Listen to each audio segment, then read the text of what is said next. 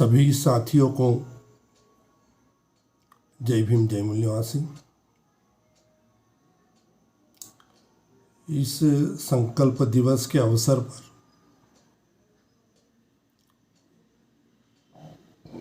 आप सभी को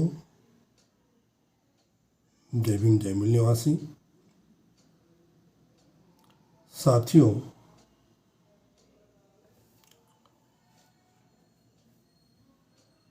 बाबा साहब के जीवन कार्य को, उनके त्याग समर्पण को, उनकी प्रतिबद्धता को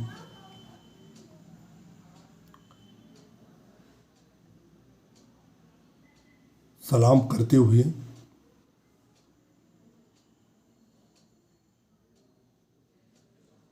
उनके कार्य को याद करते हुए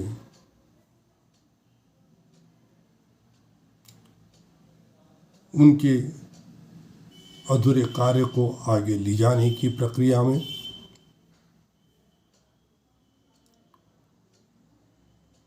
आज हम निश्चित तौर पर कुछ संकल्प ले।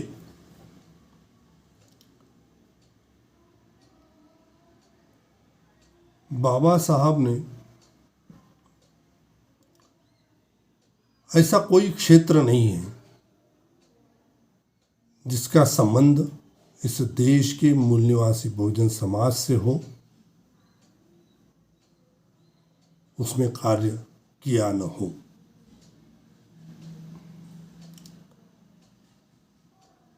बाबा साहब को समझते हुए जिस काल में बाबा साहब का आंदोलन शुरू हुआ, उन्होंने शुरू किया, उस परिस्थितियों को भी समझना बहुत जरूरी है। एक व्यक्ति अपने जीवन काल में जितना कर सकता था उससे कई गुना बाबा साहब ने अपने जीवन काल में हमारे मूल निवासी बहुजन समाज के लिए किया है। क्योंकि पूरी दुनिया में ऐसा कोई उदाहरण मुझे नहीं दिखता। बाबा साहब के आंदोलन का जो परिपाक है,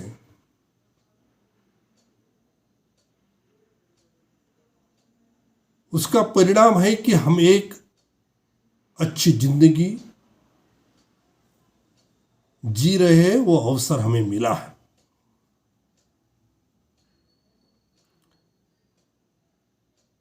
परंतु बाबा साहब ने यह आंदोलन जिन परिस्थितियों में शुरू किया और आज हम जिस स्थिति में है उस स्थिति तक पहुंचाने में उन्होंने क्या क्या प्रयास किए, कितना त्याग किया, कितना समर्पण दिया, इसको निश्चित तौर पर आज हमने याद करना चाहिए।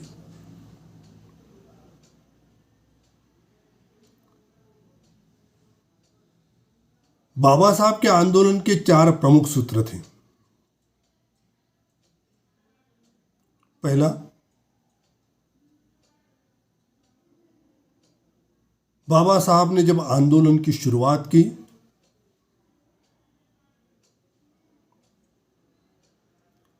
तब जो ढांचा था समाज का, ब्राह्मणी सामाजिक ढांचा,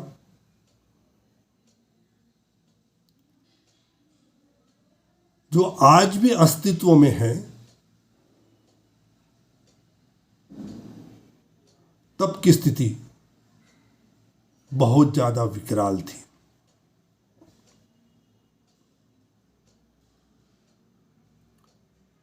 और इस जाति व्यवस्था में जकड़े समाज को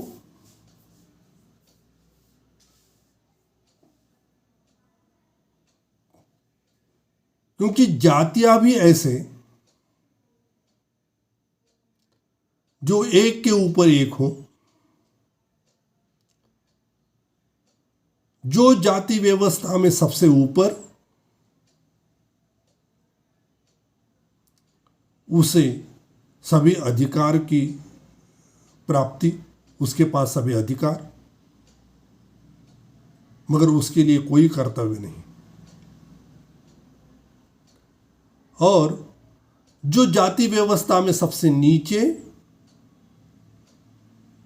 उसे कोई अधिकार नहीं, उसे केवल कर्तव्यों का पालन करना।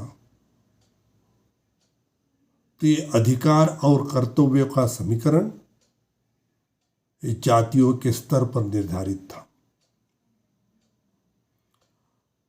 और ये सामाजिक जो ढांचा बना हुआ था, जो ब्राह्मणी व्यवस्था थी, जो बनाने वालों ने अपने हित में बनाई थी,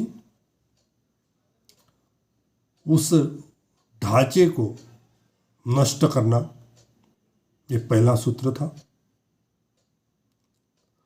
दूसरा सूत्र ये था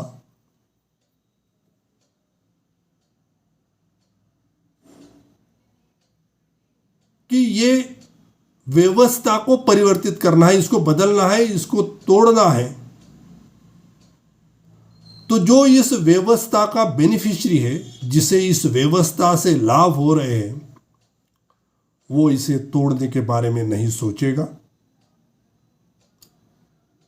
इसलिए इससे उन्हें ही तोड़ना होगा जो इस व्यवस्था से पीड़ित है, शोषित है, वंचित है। तीसरा सूत्र था सबको समान अधिकार दिलाना। अधिकार वंचितों को, अधिकार विहीनों को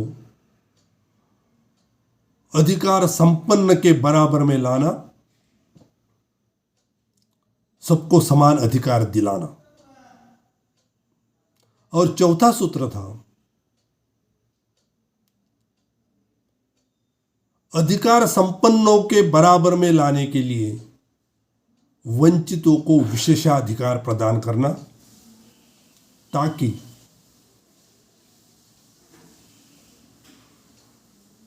पूरा समाज एक स्तर पर पहुंचे। और इसे प्राप्त करने के लिए उनके कार्य की जो दिशा थी,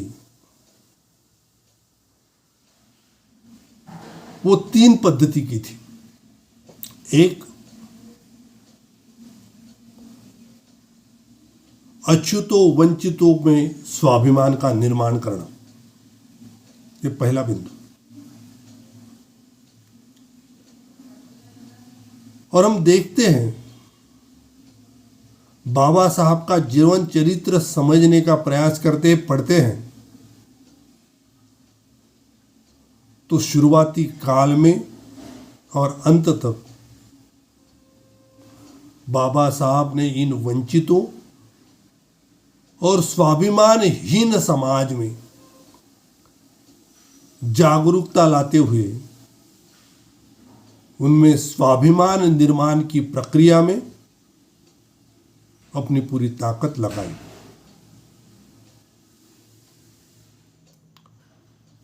दूसरी यह पद्धति थी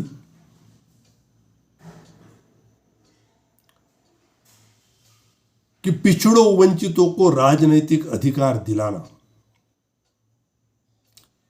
इस दिशा में उन्होंने भरकस प्रयास किए। जिन्हें संसद में झाड़ू लगाने का भी काम नहीं दिया जाता था, उन्हें संसद में ले जाकर बैठने का, बोलने का, अपने समाज की बात रखने का अधिकार प्रदान किया। और तीसरा,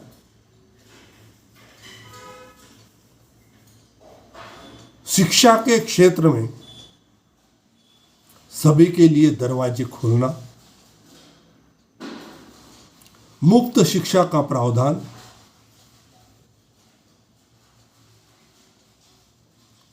और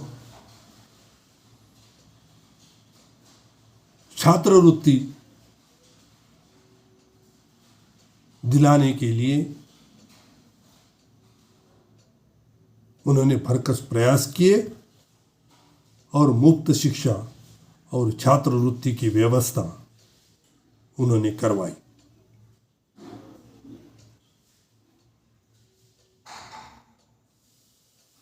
और ये जो कार्य बाबा साहब ने अपने जीवन काल में एक व्यक्ति जितना ज़्यादा से ज़्यादा कर सकता है वह उन्होंने किया, और पूरी दुनिया में ऐसा कोई उदाहरण मेरी नज़र में नहीं है। उनको वो जितना कर सकते थे उतना उन्होंने किया, मगर उनका जो अंतिम लक्ष्य था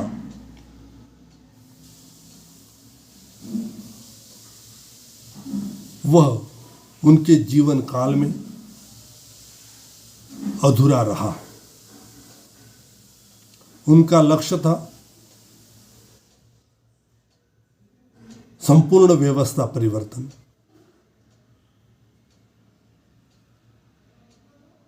और जो बाबा साहब के बाद बाबा साहब का अधूरा कार्य रहा है,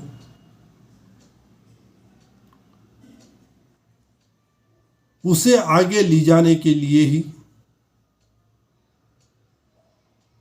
बामसेप के संस्थापकों ने बामसेप का निर्माण किया, और जो बाबा साहब का अधूरा कार्य रहा उसे पूरा करने की दिशा में बामसेप अपने जन्म से लेकर आज तक पूरी ताकत झोंके हुए हैं, क्योंकि बाबा साहब का जो लक्ष्य था वही बामसेप का लक्ष्य है। और उस लक्ष्य के प्राप्ति के लिए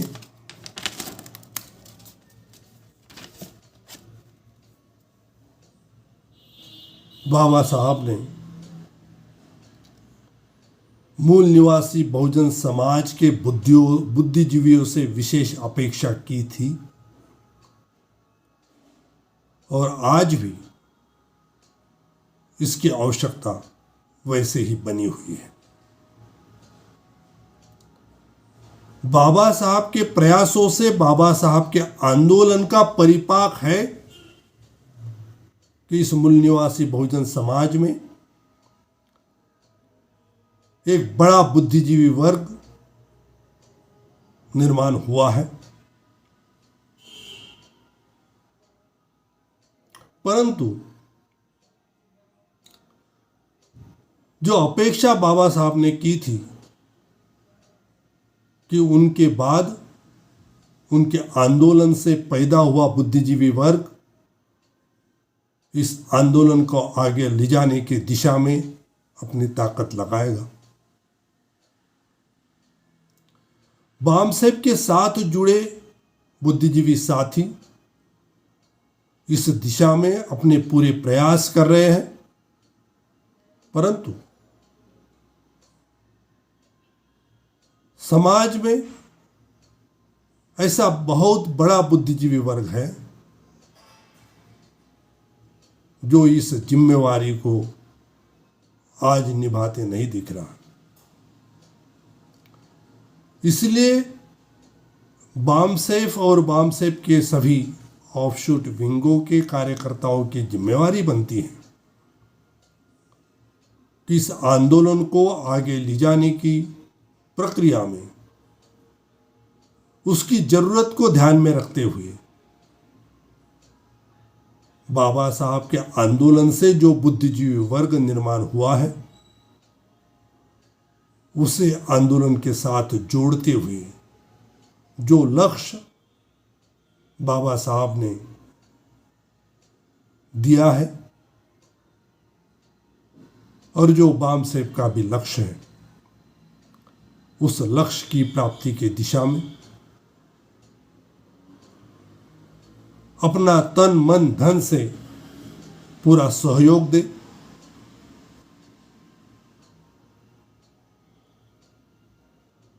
हमारे पास जितना बुद्धि कौशल्य है, हमें जो शिक्षा प्राप्त हुई है, हमारे पास जो धन उपलब्ध हुआ है और हमारे पास जो समय उपलब्ध है, उसका आंदोलन के लक्ष्य की दिशा में लगाए, पूरी ताकत झोंके और इस आंदोलन को अपने लक्ष्य तक अपने जीवन काल में ही प्राप्त करने की दिशा में अपनी पूरी एनर्जी लगाए। इसी आह्वान के साथ